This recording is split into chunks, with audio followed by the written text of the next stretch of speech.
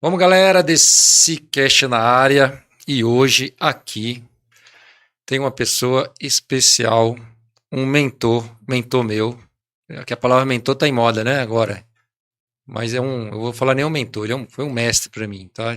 E é um podcast especial aqui que eu vou ter a honra de conversar com um amigo, mentor que me ensinou a cuidar das minhas emoções, porque eu acho que quem não cuida das suas emoções não consegue ter um verdadeiro crescimento, né?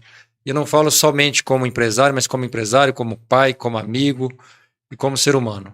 E hoje eu quero trazer aqui o meu amigo Osmar Santos, não é o que faz a locução não, né? É o Osmar lá de Juiz de Fora, é isso? Isso, exatamente. Juiz de Fora. Osmar, você, né, eu conheço você já, mas eu queria que você apresentasse para a turma aí, me conta um pouquinho, você é psicólogo aí há quantos anos, me conta um pouquinho dessa história aí, conta para a turma que participa aqui do Dicecast, mas antes, só pedindo para vocês aí, pessoal, compartilha, porque esse conteúdo vai ser bastante produtivo aqui para a gente, porque o Osmar tem muita coisa para falar, e com certeza não vai ser tudo que ele vai falar num podcast só, mas deixa ele se apresentar aqui primeiro, para você conhecer um pouquinho da história do Osmar. Obrigado pela sua generosidade, né? Mas eu iniciei o meu interesse pelo conhecimento das ciências exatas. Então, eu me formei na Escola Naval e dali eu estudei também em faculdade sobre a parte da engenharia operacional, engenharia de fábrica. Mas isso lá em Juiz de Fora? Rio de Janeiro. No Rio de Janeiro. Tudo no Rio de Janeiro. Só para lá do iniciozinho, Osmar, você nasceu em Juiz de Fora? Nasci em Juiz de Fora. Quantos anos lá? Fiquei em Juiz de Fora até... Para chegar na Marinha, né? Na Marinha. Então, na Marinha eu entrei com 23 anos. Aí você mudou para o Rio. Fiz a Escola Naval e da Escola Naval eu saí, mas era aquela época do milagre brasileiro, onde é que precisava de muita gente nas indústrias. Uhum. E acabei saindo muito cedo, mas o meu trabalho na Escola Naval praticamente era estudar, né? Depois da Escola Naval ainda continuei estudando. A Escola Naval tem alguma coisa a ver com o Exército? Ela é a força armada mais antiga de todo lugar, porque todo descobrimento chega pelo mar, né? Uhum. Então era a ilha de Ville-Gaillon, ali colado no aeroporto Santos Dumont, né? E ali foi uma base importante no sentido de formar um conhecimento. Dali eu fui fazer curso na Fundação Getúlio Vargas e na PUC do Rio de Janeiro, e também lá na Universidade Federal do Rio de Janeiro, sobre sistema, algumas coisas. Mas sempre fui interessado na parte esotérica.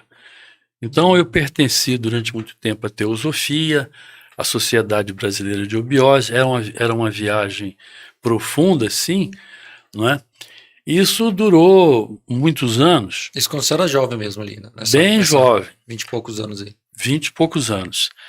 Daí eu conheci um grupo no Rio de Janeiro que era liderado pela doutora Nise da Silveira, doutora Edgar Soares dos Anjos. Eu passei a frequentar esse grupo, e esse grupo cuidava das clínicas, né?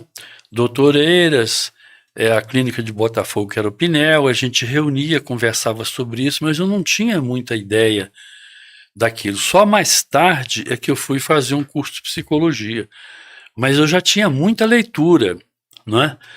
Sobre psicologia.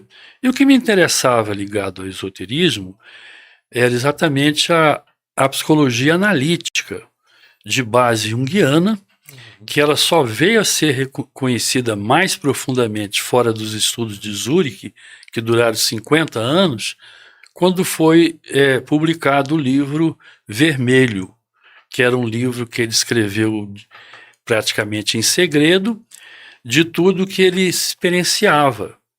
Então, esse livro, que saiu no Brasil em 2009, ele então mudou completamente a parte de compreender o problema do drama ou da vida humana, seja lá o que for. No livro vermelho, né? Mas deixa eu só tirar uma dúvida assim. Você é psicólogo junguiano, né? Conforme isso. Né, tá no seu canal do Instagram, no blog do Osmar ali. Quem não conhece, entra lá, pessoal. O Osmar coloca lá uns vídeos lá explicando um pouquinho dessa parte da psicologia junguiana. Mas quando você passou pela psicologia, é uma opção de você escolher, Osmar, por exemplo, porque todo mundo fala muito de Freud, né? Os mais conhecidos hoje são Freud. Eu acho que o Jung também está muito bem divulgado hoje, porque Freud, vamos dizer que é o mais famoso. Vamos colocar na parte da psicologia. Eu, por exemplo, falaria só desses dois, nem conheceria outros aí para falar. Onde quer que tem essa divisão aí de Freud e Jung, ou os dois se juntam, se completam, ou não? São tratamentos, psicologias totalmente diferentes. A questão que você colocou, ela é muito oportuna e é fundamental. O Freud foi o grande pioneiro e pagou caro por isso, trabalhou a vida toda, teve a família perseguida na Alemanha, na Áustria, na época do Hitler, né? E então, mas ele, dentro do processo que ele colocou para a psique, para o aparelho que administra todos os nossos recursos, ele chegou à conclusão que o homem não tinha saída, porque ele tinha então o impulso do que ele queria, ele tinha uma parte que realizava o impulso, que era o ego, a personalidade, e ele tinha a parte do superego, ou seja, a proibição, os limites, mesmo os limites humanos e toda a estrutura social, religiosa. Então, depois que chegava a certa idade, a frustração seria o comum de todo mundo. Uhum. Então, ele nasceu em 1857, o Jung nasceu em 1875, de 18 anos mais novo. Quando eles se conheceram, foi um encontro fantástico. Tem um filme, né, Osmar? Que eu lembro que você tem um filme, tem essas coisas todas. Aquele filme, acho que tem um filme que fala da história dos dois ali. Sim, a história dos dois, um pouco, está colocada num livro Memórias, Sonhos e Reflexões, e vários outros colocaram. Então, o Freud foi o grande pioneiro, o grande descobridor da teoria do desenvolvimento psicossexual, mostrando as fases do desenvolvimento e todos os problemas existenciais, né? E ele foi contra a estrutura religiosa, muito forte na época, a estrutura social.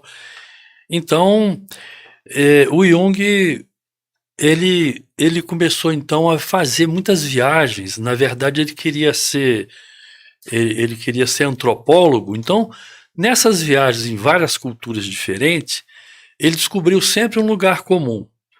Todas as culturas, as mais adiantadas e as menos adiantadas, eles tinham uma consciência de uma energia criadora e mantenedora da vida. Então, aquelas culturas primitivas acreditavam que eram os fenômenos naturais. A terra, o sol, a lua, né? Os grandes animais que acabaram sendo síntese, ou seja, ídolos dos principais países, como o leão da Inglaterra, o elefante da Índia, o urso da Rússia, e por aí vai, né? A águia da França e dos Estados Unidos. Então, quando eles viam aqueles animais poderosos, eles achavam que aquilo era a encarnação da divindade, né? E aí, então, ele descobre que, por causa desse tipo de sensação, eles acreditavam que existia um fundamento transcendente dentro desse aparelho. Aí ele muda, então, esse conceito do id, ego e superego freudiano para uma parte importante que hoje pode nos guiar de uma forma muito mais efetiva no crescimento, que é a máscara, a parte que a gente mostra para o mundo, né? Ou a personalidade provisória, e mostra depois o agente, que é o ego, a personalidade, que é o dono da chave do cofre, aquele que dispõe de todo tipo de recurso, tempo, dinheiro, a inteligência, o organismo, todo. Então é o ego que é o que faz as escolhas. E depois, então isso é o consciente, é o que nós estamos usando agora para conversar. Né? Mas na hora que você estava na faculdade, por exemplo, quando foi você na faculdade, obviamente, deve ter estudado na universidade ali, Nada disso é ensinado na faculdade. Tudo você aprendeu. Quando você definiu assim, cara, minha linha é Jung, né? Aí foi no curso de pós-graduação dessa área da psicologia analítica, né? A psicologia junguiana, que aí então ele arruma uma saída para o homem, quer dizer, existe um código-fonte, que eles chamam de criança interior, que ele está retratado no Novo Testamento, a não ser que o homem volte a ser criança, ele não entra no reino, e está retratado também no Zaratustra de Nietzsche, onde ele fala da transmutação do espírito. Inicialmente o espírito é um camelo que se enjoelha, é carregado de carga, vai para o deserto, no deserto não tem sombra, não tem água, não tem comida. Então, naquela crise existencial do espírito, o espírito que antes tinha se transmutado em camelo se transmuta em leão. E o leão reivindica o direito à sua própria vida, às suas escolhas. E aí existe uma discussão com o establishment, com o sistema que a gente vê falar hoje, que é o dono do poder, né? Mas o leão insiste, e aí, depois que o leão obtém direito às suas escolhas, aí então Nietzsche fala, mas de que é capaz a criança que nem o leão é capaz? Aí ele fala, um eterno amanhecer, uma roda que roda por si mesmo, um eterno dizer sim. Então, esse código-fonte é a criança divina, é a criança interior. Depois eu estou em Brasília há mais de 25 anos. Você teve uma época também que eu lembro que você comentou, né, Osmar? Claro que a gente vai e volta, vai na parte de psicologia, porque o assunto é vasto, né? Muito vasto. Mas pegando lá do início, você teve uma experiência também como empresário, né? Porque o nosso público é muito empresa e eu sei que você atende muitos empresários também, né? Muito pessoal que lida com negócio. E como foi essa experiência ali? Você teve... Essa foi a experiência frustrante o tempo todo. Ah, é? Porque... Isso é bom? Isso é bom ou ruim para... Isso tem que ser um tema da nossa conversa particular, para poder estabelecer os princípios de uma liderança. Porque existe um processo de desenvolvimento do masculino e do feminino que a gente chama de puer, ou pueril. Então tem dois textos importantes, que é o Puer a Eterno, da Marie-Louise von Franz, né, que era parceira do Jung, e um outro fantástico que é o livro do Puer. Então, o PUER não é uma patologia que está prevista no Código Internacional de Doenças. É um processo de desenvolvimento do homem que não amadurece. Ele vai passando de um trabalho para outro, de uma relação afetiva para outra. O tempo dele não chegou, ele vive ligado a esportes radicais. Então, isso aí é um tema que eu coloquei, tem um trabalho meu na internet que às vezes chama atenção, que está no YouTube, né? Então, além do... O PUER é aquele que só tem voo, só tem imaginação. E tem um outro tipo, ao contrário, que é outro polo, que é o Saturno, que é o Cênix, que é o avarento, aquele que ele morre de fome deitado num saco de dinheiro porque ele não pode gastar nada. Então, um pouquinho já daquela parte que fala sobre liderança. Um não tem ideia, o outro só tem ideia e não tem raiz. Então, esse processo é o processo que mexe hoje na identidade masculina. Aí, quando eu li o livro do Puer há muito tempo, aquilo me deu um sentimento depressivo, porque eu vi que eu tinha tudo aquilo, pelo menos um pedaço de cada um. Mas esse foi em que período? Você estava na faculdade? Você estava com a empresa? Eu já tinha passado por um monte de empresa. Eu tive um monte de atividades. No Rio de Janeiro eu montei lanchonete, sorveteria. Eu depois montei oficina mecânica, porque eu tinha conhecimento grande sobre a parte mecânica da Marinha, depois das empresas e tudo. Então era uma loucura, porque cada vez que eu largava uma coisa, eu largava tempo, investimento, equipamento para trás. E restaurante, então, foi um negócio impressionante, né? Porque eu montei um restaurante muito grande, lá em Juiz de Fora, e de repente eu larguei aquilo ali. Então, o problema do Puer é que ele pensa que o tempo dele não chegou e que alguma coisa muito importante na ciência ele vai descobrir e que ninguém entende um gênio como ele. Então, ele é procrastinador por natureza, mas isso não é uma patologia. Então, quando isso produz ansiedade, produz depressão, não deveria ser medicalizado, não deveria levar por um processo de julgamento de falta de caráter, ou preguiçoso, ou qualquer outra coisa. Porque o Pui, ele está perdido. O Pui, quando você fala assim, o Pui é uma energia, Osmar? O Pui é um arquétipo. É um arquétipo. Então, os arquétipos estão no inconsciente. Então, nós temos a máscara, o ego e depois o inconsciente, onde é que tem a sombra. Então, a sombra tem dois materiais importantes, que é o material reprimido, aquilo que você não conseguiu realizar, todas as histórias que não foi acolhida desde a infância. Esse daí é o... Então, esses são os... A máscara, não, esses são os complexos. Complexos. Pedaços de vida que estão reprimidos. Mas por que foi reprimido? Foi reprimido para você continuar existindo. É só por isso, então é um mecanismo de defesa do ego. Senão ele ficaria louco, ele entraria num processo de divisão, que aí seria uma patologia mais séria, uma psicose, né?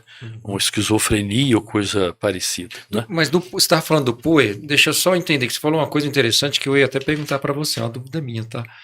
O pessoal confunde muito, Osmar, e claro que o que a gente está falando aqui, tudo vai chegar no nosso ponto principal, que é falar sobre, né, psicologia da liderança, porque se você não está com a cabeça boa, se você não está com o emocional preparado, se você não entende tudo isso, você não consegue transformar você não transforma, dificilmente você vai transformar alguém. Mas só para mim entender uma parte da psicologia, eu queria saber assim, psicólogo e psiquiatra, né? Porque o pessoal... Psiquiatra tem que passar pelo psicólogo. Qual que é a função de cada um no processo de terapia, vamos colocar? Ou o psiquiatra não entra num processo de terapia, só entra o psicólogo? Eles acham que entram, mas eles consideram a pessoa dentro de um padrão comportamental definido pelos hormônios. Então existe um grande poder nisso, de todos os medicamentos que são fabricados e tudo. O problema que as drogas, seja elas quais forem, elas vão inibir apenas o sintoma. E aí a pessoa ela entra num conforto. Se ela tiver a condição de passar por aquela crise e ela entender que ela não é a crise, às vezes inicialmente, se não for uma droga muito potente, ele pode sair daquele medicamento inicial e começar um processo de análise. Né? Porque o problema que leva a pessoa à insônia, que leva a pessoa à ansiedade, à depressão, ao sentimento de menos-valia, quer dizer, a baixa autoestima, a falta de condição de desenvolver um projeto de vida, são sintomas, são histórias que têm que ser enfrentadas, conhecidas, e o psicólogo sempre consegue ir trabalhando, descobrindo o momento onde aqueles cortes se deram. E aquilo, a pessoa quando sofreu aquilo não sabia. Então, é como diz também esse livro da filosofia, porque a psicologia depois ela vai trabalhar as questões da parte da arte, da parte da literatura, né, da parte da medicina psicossomática, da parte da física, hoje em dia, que escreve muito sobre isso. Né? Então, a questão é o seguinte, como diz o Nietzsche, aquilo que não te mata te fortalece, mas depende como é que você vai agir com aquilo. Então, se você colocar sentenças sobre você, achando que você não tem jeito, que todo mundo é assim, que o mundo é assim, que Deus é assim, que os pais são assim, você não vai sair. Porque o ego ele vai ficar, essa parte da lógica, essa parte da razão, ela vai ficar presa num sistema de crença. O sistema de crença é que constrói o poder das instituições sobre a pessoa, seja elas quais forem. Então eles prometem para você uma saída que só você pode encontrar. Essa que é a questão fundamental. A psicologia então trataria, se eu estou correto, a psicologia trataria a causa. A psicologia ela trata a consciência, que é a causa. E aí quando chega, vamos dizer assim, passa do psicólogo e vamos colocar quando chega no psiquiatra, porque aí já somatizou demais. Geralmente o caminho é o contrário, né? Ao contrário? Costuma ser lá. A pessoa que começa lá pelo consultório, dificilmente ela vai no psiquiatra, não é? Porque eu sei... porque ela já está tratando a causa, né? Então... Tratando a causa. Eu falo assim, quando ela não tratou a causa e aí chega no extremo, aí... vai ter que ser um psiquiatra para começar, talvez. Talvez não. A psiquiatria, ela utiliza quando a pessoa tem uma ideia que ele não vai dar conta daquilo, ou ele vai colocar em risco também o grupo onde é que ele frequenta, essas coisas todas, né? Uhum. Então, o problema é que ele estuda toda essa parte, vamos dizer assim, do organismo. Ele estuda a matéria, ele estuda a ação dos hormônios, né? Então, por exemplo, o trabalho que o psicólogo faz num nível mais avançado são com sonhos e com as histórias, com as obras de arte, essas coisas todas. Então, o psiquiatra, quando ele dá o remédio, o camarada não vai sonhar, né? Então, tem outros recursos. Então, se a pessoa ela está num processo, por exemplo, de insônia, eu explico para ela como é que ela vai dormir, porque do terceiro dia ela não passa. Não tem jeito. O organismo dela tem que continuar. Então, esse é um processo. Ou ela vai dormir de dia, ou vai dormir até no volante, mas ela vai dormir. Não tem jeito. Entendeu? Então, a pessoa fica apavorada porque dormiu pouco. Ela arruma uma outra hora para poder compensar aquilo e vai em frente. Então, tem processo. Essa que é a questão fundamental hoje em dia. Nós nunca tivemos, como temos hoje, de 20 anos para cá, um material de tão alta qualidade, produzido por todos aqueles cientistas que frequentaram Zurich de 1937 a 86 e depois começaram a produzir esses livros, principalmente os americanos. Porque a cultura do americano é o seguinte, ele quer metodizar tudo. Tudo para ele é prático. Então, por exemplo, os livros do Dr. James Hollis, qualquer pessoa entende. Ele tem pelo menos uns 20 livros, se a pessoa lê 5, ela consegue organizar um projeto de vida para ela, que ele vai falar da criança interior, ele vai falar dos relacionamentos, ele vai falar nas heranças paternas, ele vai falar do trabalho, ele vai falar de outros temas. Então, nós temos que entender quais são as nossas partes e aonde a gente vai agir. Então, o processo terapêutico, nesse sentido da psicologia analítica, ela passa a ser, então, um processo de crescimento. E aí, nesse processo de crescimento, existe uma coisa fundamental, que é o autoacolhimento. O autoacolhimento, ele é fundamental. Enquanto você se sente culpado, você não consegue nada. E aí entra um ponto importante, né, Osmar, que a gente fala assim, você que atende todo tipo de público, no caso, né, eu falo de profissões, né? Isso. O que falta, né, que a gente tá, vamos falar assim, de liderança, o que está faltando, ou é a mesma coisa para todos? O que precisa um bom líder ter, trabalhar do seu lado psicológico, vamos colocar, para ele se tornar um bom líder? O que falta nos bons líderes hoje na parte psicológica? Você com observa certeza, no consultório, no dia a dia, nas notícias aí. Autoconhecimento, ele saber como é que as pessoas funcionam, isso é muito importante, porque essa é a questão da sustentabilidade, que ela deve estar na frente de todo tipo de relacionamento, a partir, inclusive, da própria família, dos grupos que a pessoa frequenta. Então, tem uma história extremamente interessante, que é a história do Pigmalião, da mitologia. Pigmalião era um escultor, aí ele esculpiu uma imagem de uma mulher belíssima, que ele chamou de Galateia. Então, ele viu tanta beleza naquela imagem, tanta perfeição, que ele pediu a Afrodite que desse vida àquela imagem.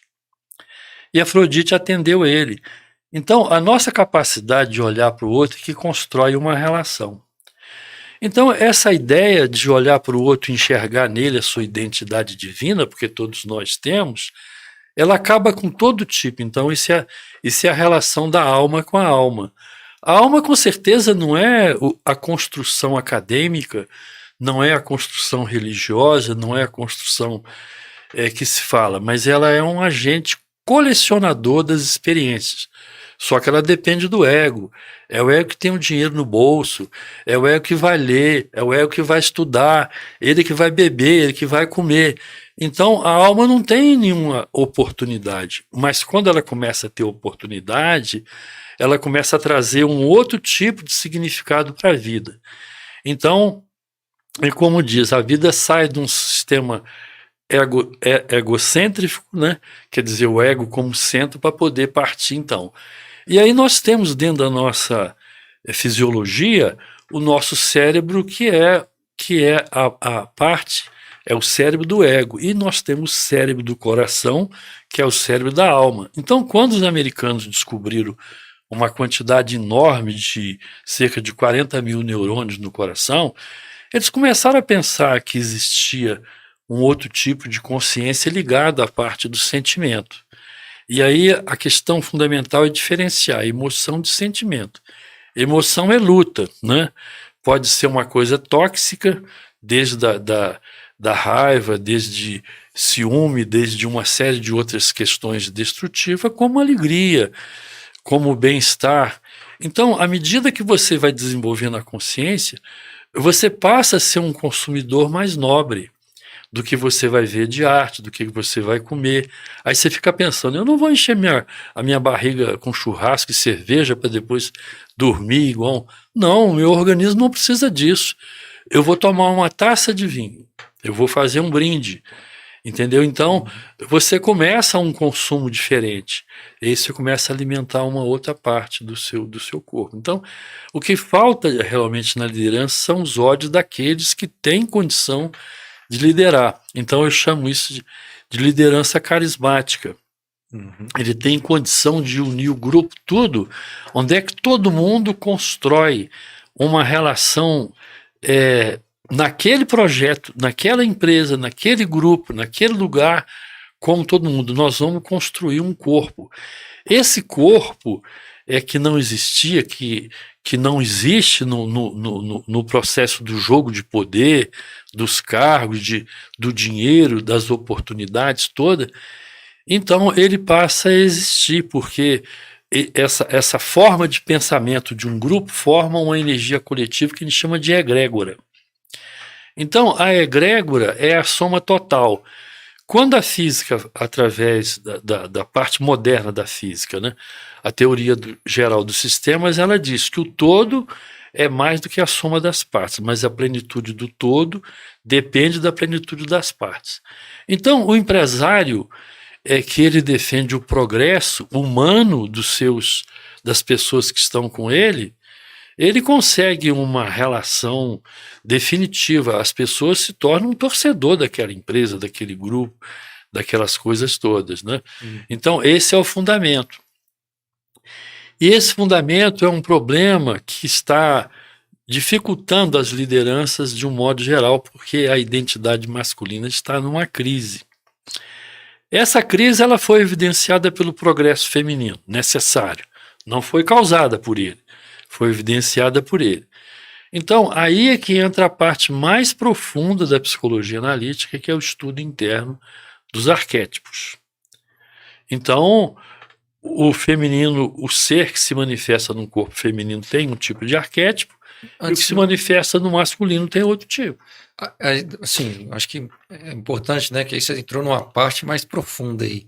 Mas para a turma aí que não conhece ainda esse termo arquétipo, explica um pouquinho o que é o arquétipo aí para o pessoal entender, para a gente aprofundar nessa parte do arquétipo aí, para a gente mensurar esse líder que a gente está falando aí, que vai impactar a vida de pessoas aí. O arquétipo seria o quê?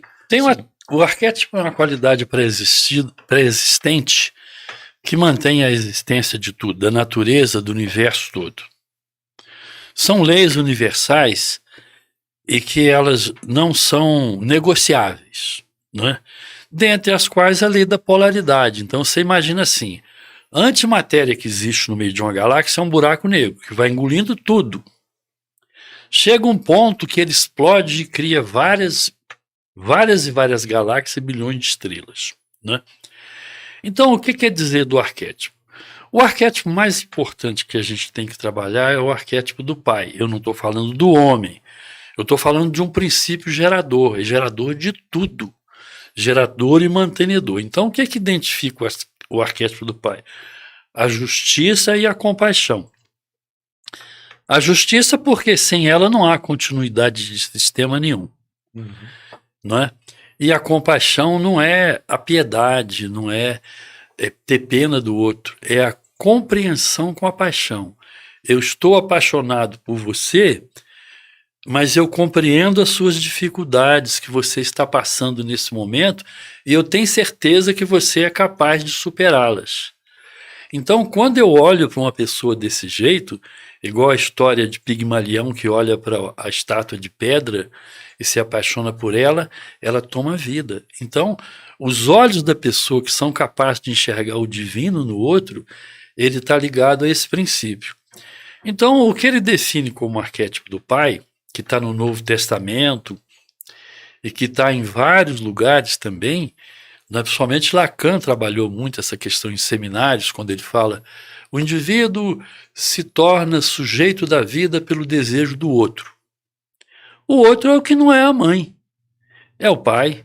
Então, quer dizer, no início a pessoa depende dessa maternidade, mas essa maternidade tem tempo de duração. Se ela passar daquele ponto, o indivíduo vai ficar ligado à questão do que eu falava antes, do puer, né? Uhum. Ou o puer também pode ser uma coisa agressiva, pode ser uma pessoa perdida e tal. Mas voltando para o pai, ele define assim, isso está no livro A Filha do Herói, da Maureen Murdoch, que fala, na página 107, que fala exatamente dos vários tipos de pai e que tipo de filhos eles produzem. Porque é um livro sobre a questão do feminino.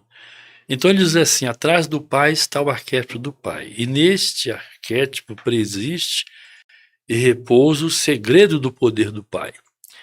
Assim como o que faz com que o pássaro migra, não é produzido pelo próprio pássaro, mas pelos seus ancestrais. Então, arquétipo, que vem de uma raiz grega, arca, barca, antigo, é uma qualidade fundamental, e todos nós temos esses arquétipos.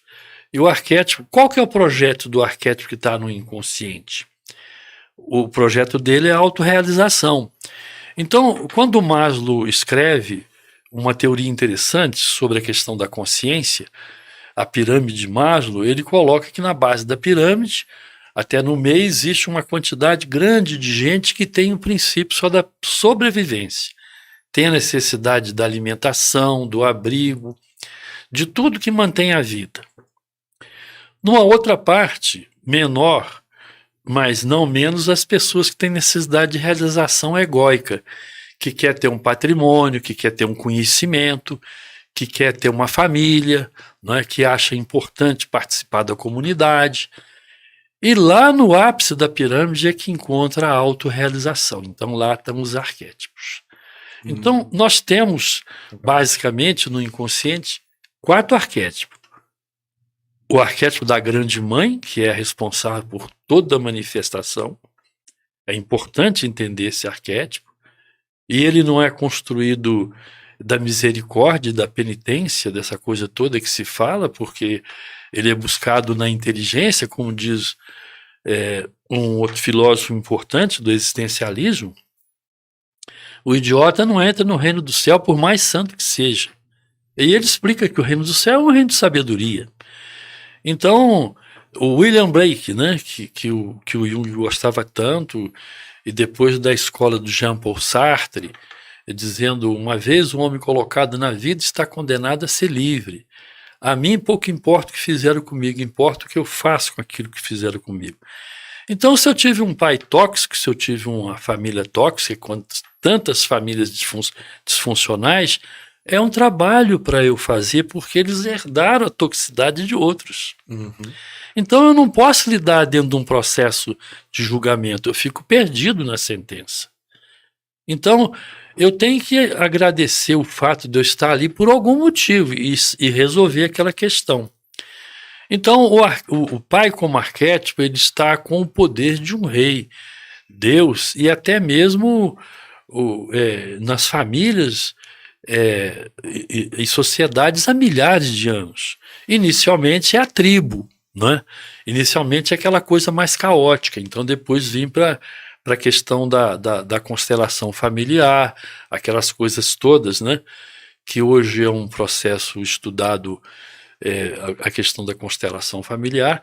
Agora, imagina só, um parênteses nisso aqui, a falta desse conhecimento cria uma tragédia e um desperdício enorme, muito sofrimento, muita gente abandonada, muito caso na justiça, muita tragédia, muita criança abandonada. Então, agora isso tudo começou a ser escrito em 1902, não é? E foi tudo estruturado. Anos, tem, não, 120 e tantos anos. Então, quer dizer, o que falta ao homem? A única coisa que se opõe à bondade é a ignorância. Então, o que falta para o indivíduo é ele conhecer. Agora, depois que ele conhece, ele tem que colocar em prática. Porque o processo não é só acadêmico. A pessoa ela tem que manter a vigilância do sentido o tempo todo. O que ele está fazendo com a vida dele? O que ele está fazendo do trabalho dele? Não é? Então, essas lutas do ego, elas são toda uma perda de tempo muito grande. Então, voltando à liderança, ela é construída em cima daquelas pessoas que estão ali para promover naquele grupo que está ligado a ela, naquele tempo que eles estão juntos, um processo de crescimento. Né? Não tem uma outra saída. E os resultados deles acontecem de uma forma muito natural. A nossa revelia. Então, é isso que hoje está sendo, de alguma forma, construído.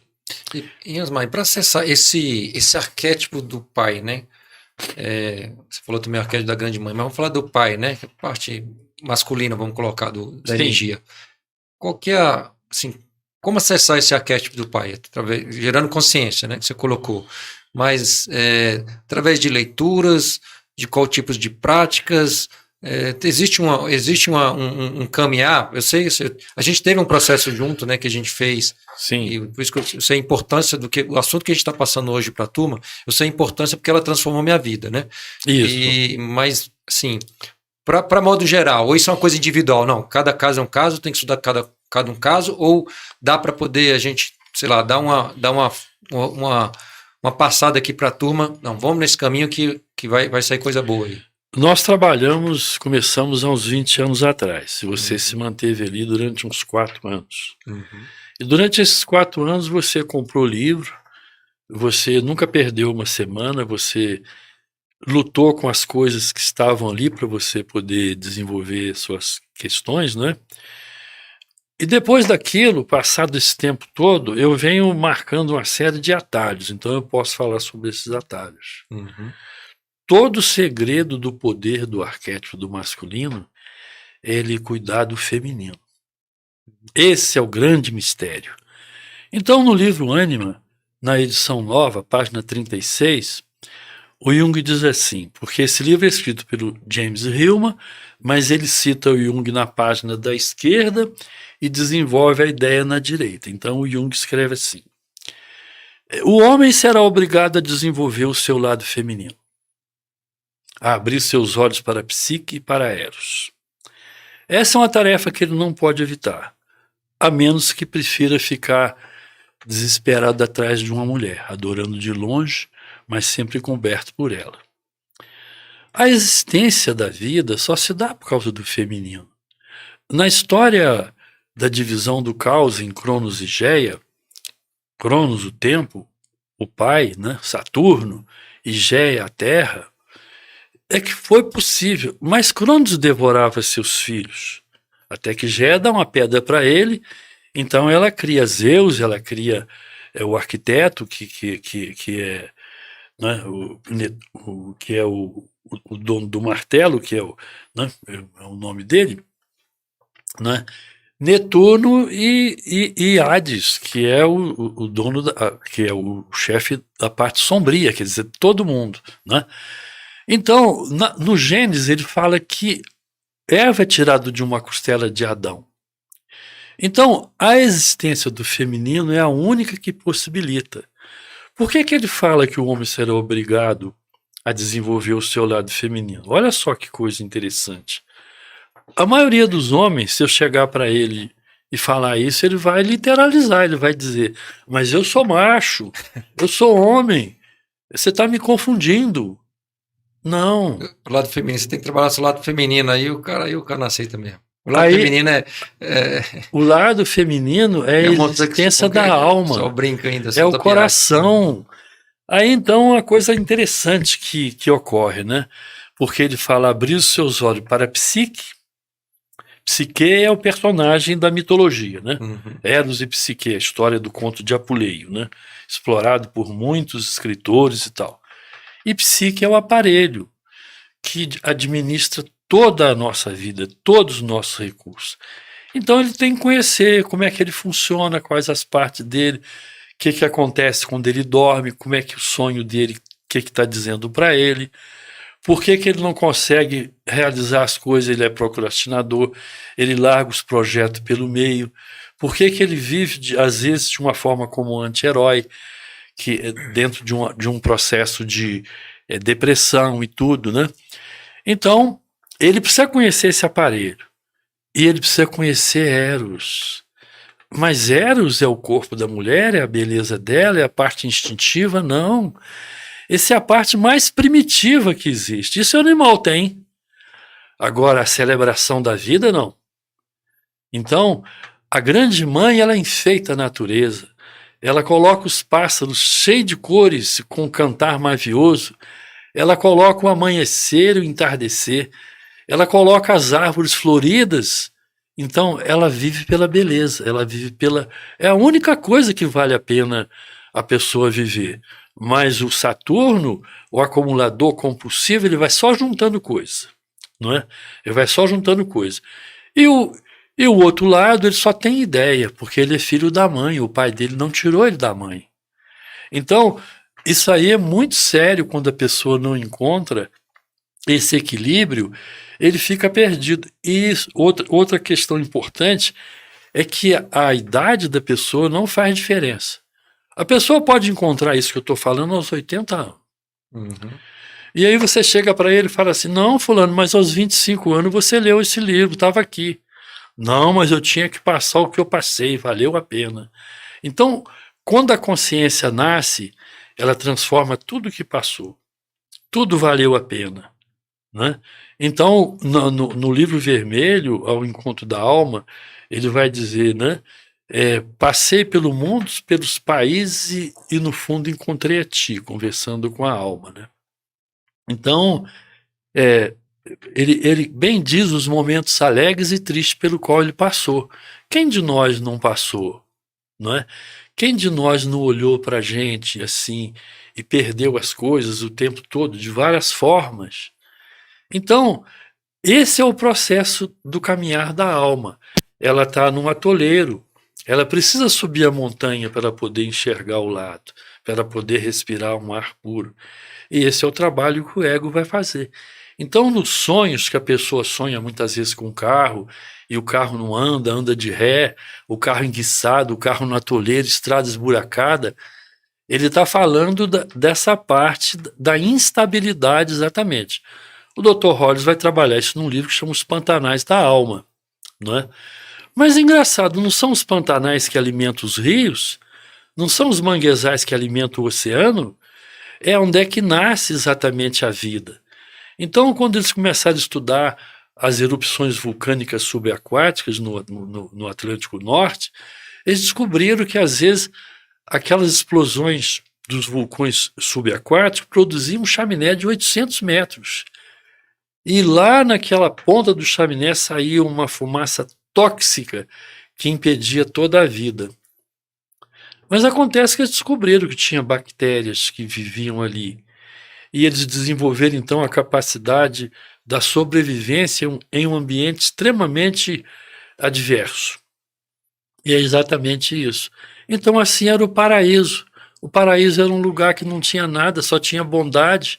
A criação estava emperrada, não tinha jeito. Mas o Criador não podia criar nada que não fosse ele.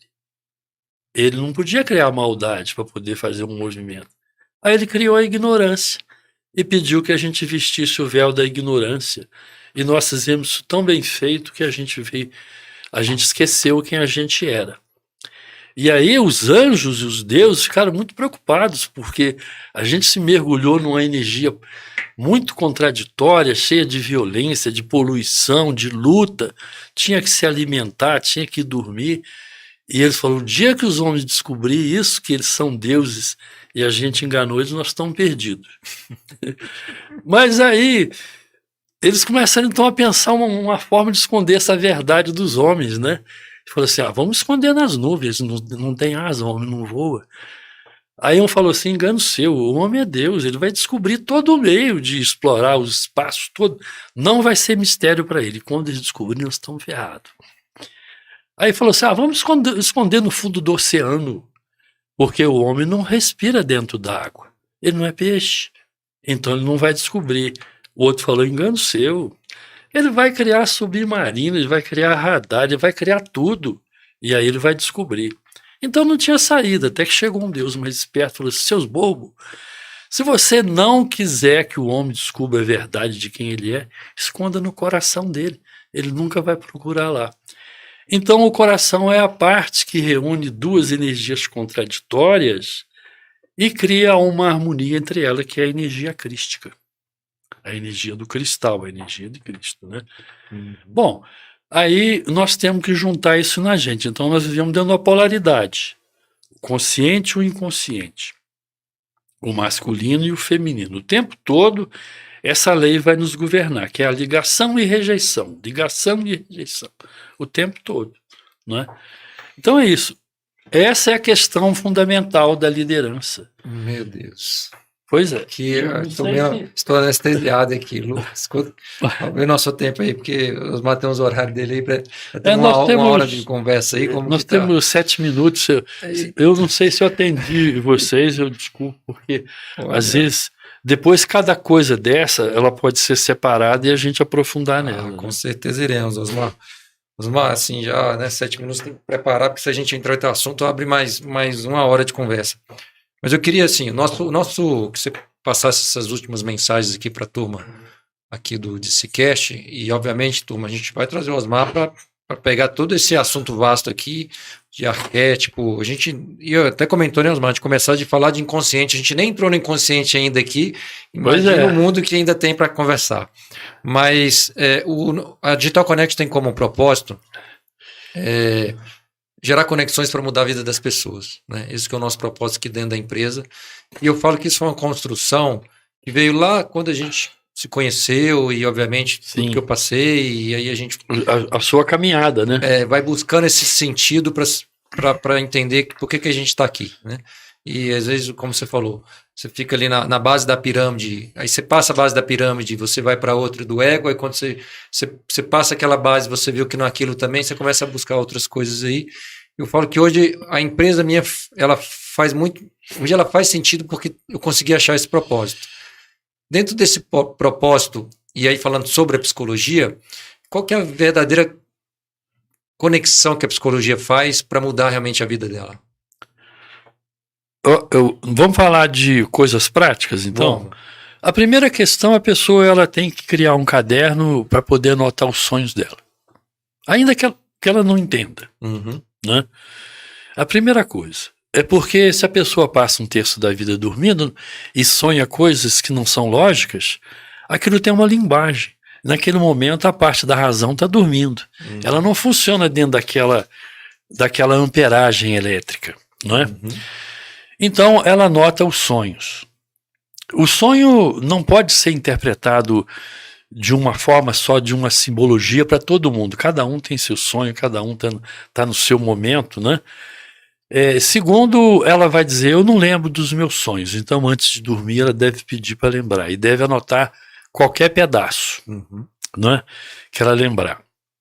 Segundo, a parte que mais rapidamente desenvolve, que vai interferir nos sonhos, é ela aprender a fazer imaginação ativa, que é conversar com essas partes do inconsciente. Aí ela vai encontrar uma resistência muito grande do ego, porque ele vai dizer assim, eu não estou ficando doido para falar comigo mesmo? Será que é eu mesmo que estou respondendo isso? E tal. Então, existe uma série de obras de arte que pode mostrar isso no momento atual. Por exemplo, existe aquele filme Cabana, a partir daquele livro, que mostra, por exemplo, aquilo é uma imaginação passiva. Na verdade, o que aconteceu, ele estava em coma, mas ele trouxe tudo para a mente dele, porque ele tinha um projeto com relação à filha dele, que ela vivia depressiva porque ela achava que ela era responsável pela perda da irmã. Então, a imaginação ativa você se prepara para fazer. Tem vários materiais sobre isso, na internet tem sobre isso, mas tem um livro que ele é fundamental. Ele está esgotado e quem me procurar eu posso, de repente, providenciar o arquivo ou a pessoa compra, porque também quando ele está na internet, na Amazon, ou está no estante virtual, ele cobra muito caro, que chama Imaginação Ativa. É um livro do Robert Johnson, não é? Como interpretar sonhos e fantasias. Então, a fantasia são as obras de arte. Quando o inventor ele quer inventar uma coisa, se ele falar para os outros, você está doido, isso nunca vai funcionar. Como é que pode um avião voar? Como é que pode uma lâmpada acender? Então, ele percorre aquele caminho todo. Aquilo está resolvido em algum ponto. A nossa vida está resolvida em algum ponto da nossa consciência. Eu só tenho que abordar esse ponto. E onde é que ele está? Ele está na hora que eu durmo. Aí você anotou os sonhos, você pediu para lembrar, né? Trabalhou essa imaginação ativa, veio os sonhos, você anotou. E aí você começa a fazer essa interpretação desse processo para você começar a direcionar a sua vida, porque o seu inconsciente está mostrando, olha, o caminho é por aqui. Seria mais ou menos isso? Aí eu ajuda de um analista. O analista é o que trabalha com a psicologia analítica. O psicanalítica trabalha com o Freud. E depois tem a comportamental e tem uma série de outras pegadas, né? Então, aí se ele tiver num processo de psicologia analítica, que é o processo que a gente desenvolve, aí esse material vai sendo disponibilizado para ele. Tem um outro livro interessante que chama O Sonho e a Cura da Alma, do John Sanford, né?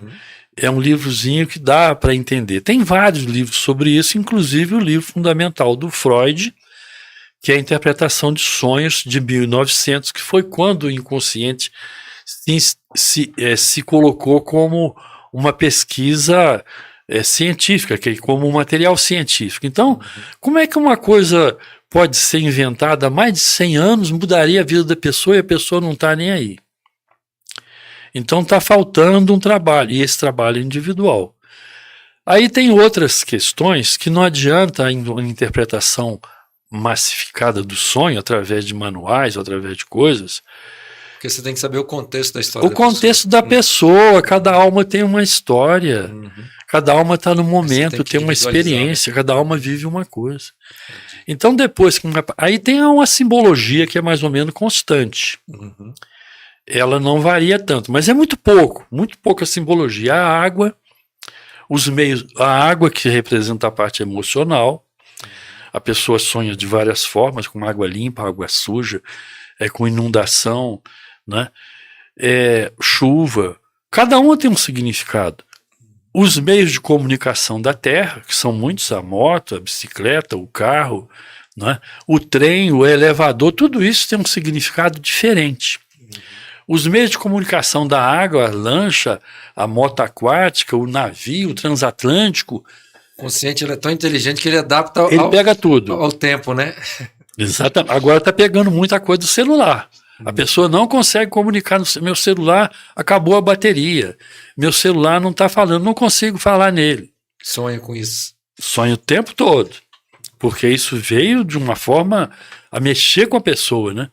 E depois você tem a parte do ar, não é? Então, através desse material, por exemplo, que eu estou falando das obras de arte, você tem um material fantástico, você tem um Avatar, que é a história de um fuzileiro paraplégico que, assim que ele é projetado num corpo daquele planeta, lá dos navios, aí ele adquire outra vida, ele se transforma no avatar daquele povo. Ele resolve ficar lá, né? Os outros só querem fazer pesquisa e roubar o nióbio que tem lá naquele planeta, né? Verdade. Pior que você falou agora, eu lembrei do filme, que ele vira realmente o avatar quando ele se conecta com o lado feminino dele ali, né? Que faz exatamente. Que legal. E aí exatamente. Ele consegue entender. Mas quem é o lado feminino? Na Matrix, não sei, né? Ele consegue a Matrix também. Matrix é outro filme importante, né? Sim. E tem Guerra nas Estrelas, né? Tem O Senhor dos Anéis, que é muito profundo. Então, filmes comentados agora, Osmar. Filmes comentados com Osmar, do lado da psicologia. Pois esse é uma outra coisa interessante, porque a obra de arte, ela te dá a coisa assim, pronta e acabada. Ela te dá o roteiro, ela te dá o enredo, Verdade. e ela te dá as imagens e a dinâmica, quer dizer, tudo ali. Então, quando eles apresentaram, por exemplo, os filmes, as obras de arte são perfeitas, porque as pessoas que fazem o roteiro, as pessoas que escrevem o livro, as pessoas que fazem a pesquisa, são pessoas muito cultas, não é? Então, o artista que interpreta, ele precisa entrar no personagem e sair. Essa é uma outra questão, que a gente precisa entender o que é a personalidade provisória, para ela não administrar a nossa vida toda. Eu lembro que você contou uma história disso daí, mas vou anotar, porque isso aqui também vai ter a outra conversa. Pois é. Entendi. Bom, Pessoal, assim, tem muito assunto aqui, porque o homem aqui é vasto, é um livro gigantesco de aprendizado, e queria, Osmar, agradecer aqui de coração. Você sabe que sim, você é uma pessoa que me ajudou muito, né?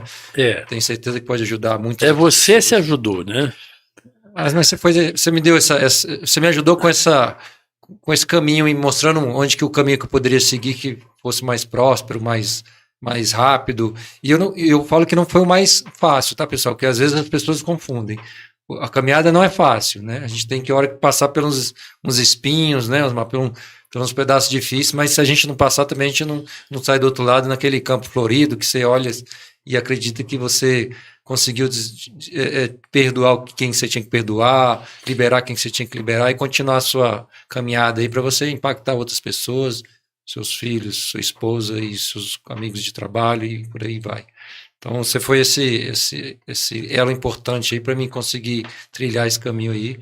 E eu sou grato o resto da minha vida pelo que você me ajudou nessa caminhada que ainda tem muito ainda a percorrer, né, Osmar? O nosso processo ele é... Agora você tem seus filhos, né? Agora você tem as pessoas que trabalham contigo, né? Eu agradeço essa oportunidade mesmo, porque afinal de contas a gente semeia, colhe aquilo que semeia, né? Essa é outra lei importante, né? A semeadura é livre, mas a colheita é obrigatória, né? Então, como diz, todo trabalhador é digno do seu trabalho. Então a gente se encontrou nesse momento, eu acho que eu posso colaborar bastante, agradeço a oportunidade, porque você montou tudo isso aqui no sentido de divulgar isso, não é? E depois isso é realmente eu espero, realmente um momento importante. Eu espero que tenha sido assim útil, mas ao mesmo tempo eu peço desculpa porque às vezes um assunto me leva a reflexões e eu não controlo, eu entro naquilo ali porque eu vivo dentro disso, sabe? Vai direcionando, mas foi excelente. Osmar, obrigado aí, pessoal. Não esqueça aí as dicas aí. Anote seus sonhos, tá? Não deixa passar essa dica importante aí do Osmar para você procurar desenvolver o seu lado emocional aí, descobrir suas sombras aí para você continuar essa caminhada aí, né? Para descobrir ali o coraçãozinho já tá ali, ele já avisou onde que tá o nosso Deus ali, onde você tem que procurar. E vamos nessa caminhada que a gente se torna pessoas melhores aí. Pode passar o e-mail, né? E pode passar o telefone também, na medida do possível. Vamos deixar nos comentários ali, quem quiser mandar alguma pergunta, pode botar nos comentários, vamos deixar embaixo ali do vídeo todas as informações aí para quem quiser entrar em contato com o Dr. Osmar Santos. É isso aí. Osmar, obrigado, pessoal. Então a gente encerra aqui mais um DCCast. Um abraço para todos e até o próximo episódio.